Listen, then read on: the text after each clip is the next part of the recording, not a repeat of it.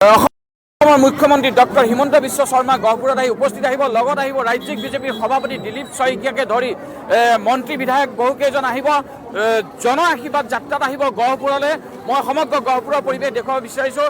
ইয়াতে দলীয় যিসকল লোক আছে, নেতা কৰ্মী সকলো ওলাই আহিছে, মহিলাসকল ওলাই আহিছে। বিশেষকৈ ইয়াতে জনসাধাৰণে যিসকল জনসাধাৰণ আহিছে তেওঁলোকে আশীৰ্বাদ দিবৰ কাৰণে মুখ্যমন্ত্ৰীগৰাকী ওলাই আহিছে।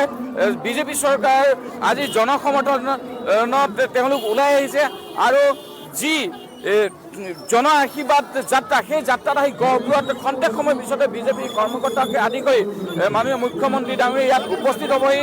আমি পোনে পোনে এজন কৰ্মকৰ্তাৰ কাষলৈ যাবলৈ বিচাৰিম। দাদা, বিশেষ আয়োজন কৰিছে, কেনেকুৱা আৰু কিমান সময়ৰ পিছত মুখ্যমন্ত্ৰী ডাঙৰীয়া ইয়াত পাবহি? আৰু কিছু সময় ইতিমধ্যে তেওঁ আহিছে, অহাৰ আৰম্ভ কৰিলে বুলি আমি গম পাইছোঁ। কিছু সময় পিছত আমাৰ গহপুৰত পাবহি। আমি তেখেতক আদৰিবৰ কাৰণে পূৰ্ণ প্ৰস্তুতি চলাইছোঁ। তেখেত আহি প্ৰথম পূববাৰীত আমাৰ গহপুৰ য'ত আৰম্ভণি হ'ব, তেখেতক আমি পূববাৰীত হ'ব। তেখেতক সুন্দৰকৈ আশীৰ্বাদেৰে তেখেতক তাতে আমি আদৰণি জনাম। তাৰ পৰা তেখেতে আহি থাকিব। মানে গহপুৰত এয়া দেখিছে লোকাৰণ্য দেৱালয় যোৱাৰ কথা আছে। তেখেতৰ বিশেষ অসুবিধাৰ কাৰণে এই প্ৰগ্ৰেমটো দুদিন পিছলৈ থৈছে।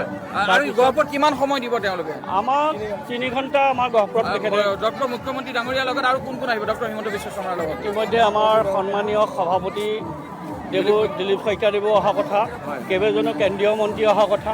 কোন কেনেকৈ আহে সেই সময়ত আমি আহিলেহে গম পাম। যিহেতু আমি বৰ ওপৰৰ খাবৰ মানুহ নহয়, আমি মণ্ডল পৰ্যায়ৰ মানুহ। আমি যিখিনি জানিছোঁ সেইখিনি কৈছোঁ। আমি এতিয়া কেৱল তেখেতক আশীৰ্বাদ দিবলৈ আমাৰ গহপুৰীয়া ৰাইজে হাজাৰ হাজাৰ ৰাইজ ওলাই আহিছে।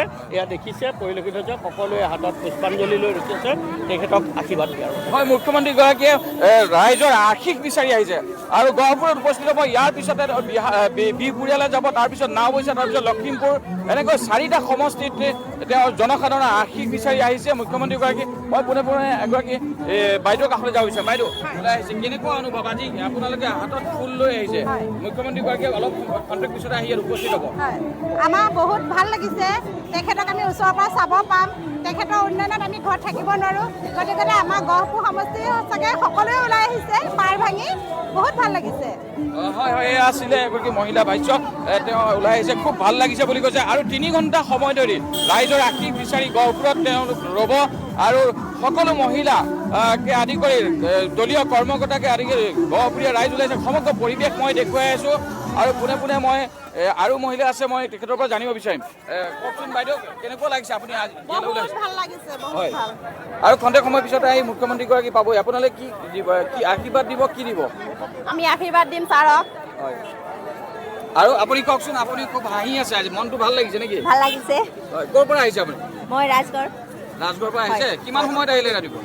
আধা ঘণ্টামান হৈ গ'ল নেকি মই অহা। হয়, আৰু এগৰাকী ব্যক্তি আছে, মই কৰ্মকৰ্তা, তেওঁ কওকচোন। বহুত ভাল লাগিছে আজি আমাৰ মুখ্যমন্ত্ৰী আমাৰ গহপুৰত পদাৰ্পণ হ'ব। এই খন্তেক পিছতে আমাৰ আনন্দৰ জোৱাৰ উঠিছে আজি। ভাল লাগিছে ন? ভাল লাগিছে।